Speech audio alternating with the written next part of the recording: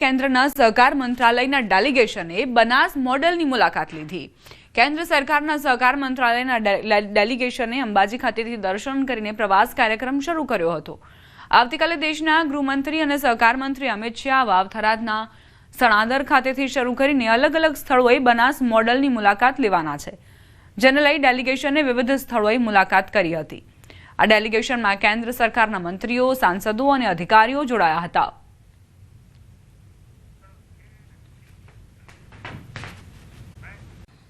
સુરતમાં કાપડ બજારના વેપારીઓની ચિંતા વધી છે।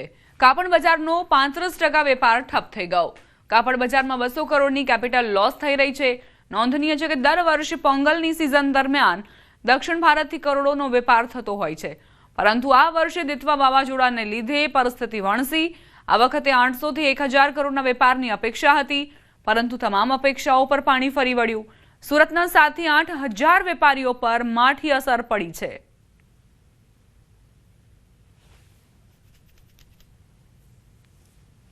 સિલ્ક સિટી તરીકે ઓળખાતા સુરતના કાપડ ઉદ્યોગમાં અત્યારે કહી શકાય 1000 કરોડ રૂપિયાનું વેપારીઓને નુકસાન છે, કારણ કે દક્ષિણ ભારતમાં ભારે પડી રહેલો વરસાદ અને પૂર જેવી સ્થિતિને લઈને વેપારીઓને રડવાની વારી આવી છે। ત્યારે વેપારી અગ્રણી કૈલાશ સકીમ આપણી સાથે છે, સીધા વાત કરીએ। કૈલાશભાઈ, 1000 કરોડ રૂપિયાનું વેપારનું નુકસાન શું છે, આખી ઘટના કેવી રીતે? पूरे भारत में से 30 से 35% लोग ऐसे हैं जो साउथ इंडिया का, दक्षिण भारत का काम करते हैं। लगभग 8 से 10 हज़ार व्यापारियों का रोजी रोटी साउथ इंडिया के व्यापार पे डिपेंड है। अब कोई भी सीज़न आती है, जैसे 14 जनवरी का ओणम का पोंगल का सीज़न होता है, तो 2.5-3 महीने पहले से हमें उसकी तैयारियां सीज़न की चालू करनी पड़ती है। पाइपलाइन में माल बना के रखना पड़ता है। नवंबर महीने से जो व्यापारी तैयारी कर रहे थे, अब दिसंबर आते आते जो बाढ़ की स्थिति हुई है, इससे व्यापारियों के पास हज़ारों करोड़ का व्यापार का लॉस होगा, माल अटकेगा, रेवेन्यू लॉस होगा, माल में नुकसान। मैं कह रहा हूँ कि सूरत को लगभग 150-200 करोड़ रुपए का मोटा मोटी ये बड़ा नुकसान, हमारा कैपिटल लॉस जैसा है जो नुकसान लगेगा, ऐसा लग रहा है अमूमन। किंतु ये जो तैयारियां हैं ये 3 महीने पहले हुई है। हो सकता है कि कुछ तैयारियां आप रोक दें, लेकिन किंतु जो व्यापार का नुकसान है, कैपिटल का नुकसान है, ये बड़ा दिख रहा है। और 14 जनवरी का जो सीज़न है ये हमारा लगभग इस तरह, इस बाढ़ के आने से लगभग ऐसा लग रहा है कि हाथ से निकल गया है। कि 8 से 10 हज़ार व्यापारी है और 30 से 35% कपड़ा सूरत के टोटल प्रोडक्शन का साउथ इंडिया जाता है। अभी ये सीज़न समझे तो साउथ के अंदर लगन सीज़न और ये ओणम का सीज़न, 3-4 सीज़न ही पूरे 12 महीने में आता है। तो ये कह सकते हैं कि जो इतनी बड़े सूरत का जो लाखों करोड़ की इंडस्ट्री है, जो टर्नओवर पूरे भारत भर में माल जाता है, तो ये काफ़ी बड़ा हज़ारों करोड़ में इसका हम ये टर्नओवर का लॉस है। कैमरामैन जिगर गूगल साथे कीर्तेश पटेल, न्यूज़ 18 गुजराती, सूरत। મહાનગરપાલિકામાં અધિકારીઓ વચ્ચેની આંતરિક ખેંચતાણ સપાટી પર આવી। પાલિકાના ટોચના ક્લાસ 1 અધિકારીઓએ 2 દિવસની માસ સીએલ પર ઉતરી જતા ખળભળાટ મચ્યો। અધિકારીઓ ગેરહાજર રહેતા કચેરીઓમાં સન્નાટો જોવા મળી રહ્યો છે।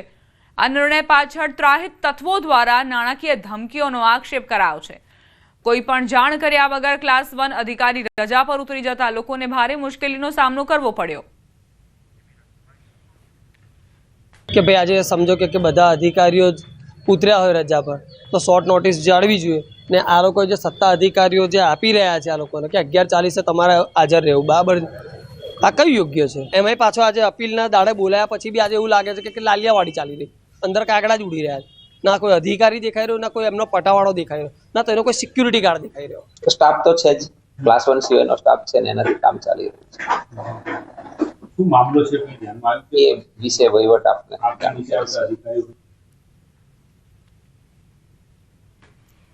આ મુદ્દે standing committee chairman doctor Shital મિસ્ત્રીએ અસંતોષ વ્યક્ત કર્યો। તેમણે જણાવ્યું કે મીડિયા દ્વારા જાણ થઈ છે કે ક્લાસ 1 અધિકારીઓ માસ સીએલ પર ઉતર્યા છે। આ રીતે અચાનક રજા લેવી વ્યાજબી નથી।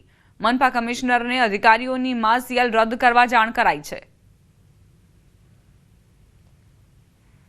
તમામ ક્લાસના અધિકારીઓએ એક આવેદનપત્ર માનનીય કમિશનરશ્રીને સુપ્રત કર્યું છે કે છેલ્લા ઘણા સમયથી ત્રાહિત વ્યક્તિઓના ત્રાસથી એમને કોર્પોરેશનના કામગીરી કરવામાં અડચણ પડી રહી છે।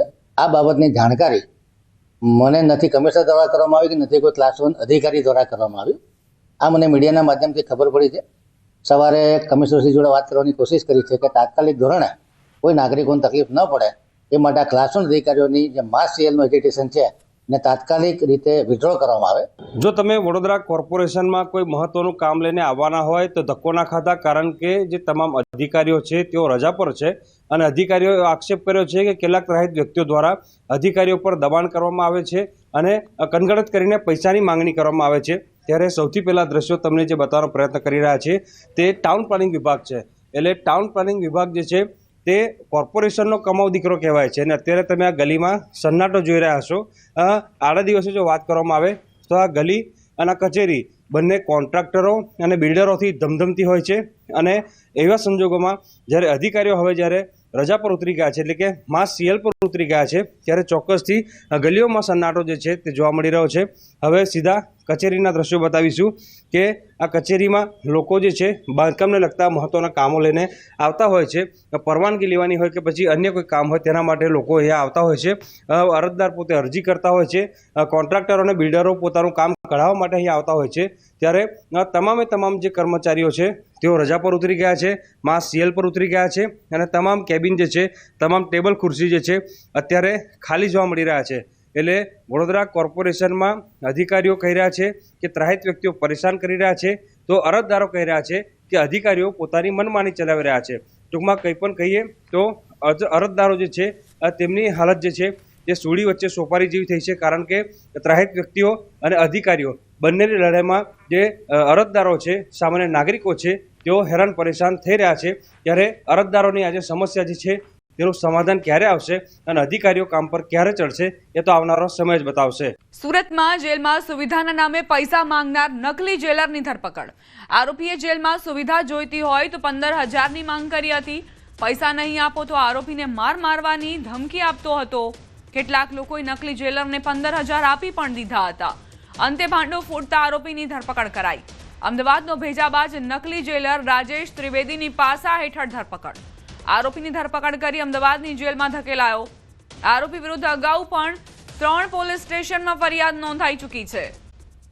સમાચાર પંચમહાલથી લગ્ન નોંધણીના વાયરલ વિડીયો બાદ તલાટી સસ્પેન્ડ. જાંબુગોડાના કણજી પાણી ગ્રામ પંચાયતના તલાટી સસ્પેન્ડ.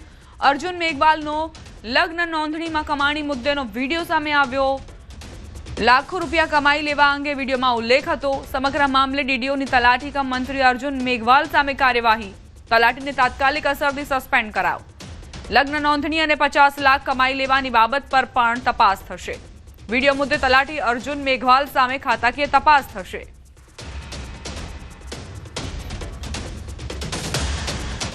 કણજીપાણીના તલાટી કમ મંત્રી અર્જુન મેઘવાલનો જે વિડીયો વાયરલ થયેલ છે એ સંદર્ભે તાત્કાલિક અસરથી પ્રાથમિક તપાસના આધારે એમને તાત્કાલિક અસરથી માનનીય જિલ્લા વિકાસ અધિકારી શ્રીની સૂચનાથી સસ્પેન્ડ કરવામાં આવેલ છે.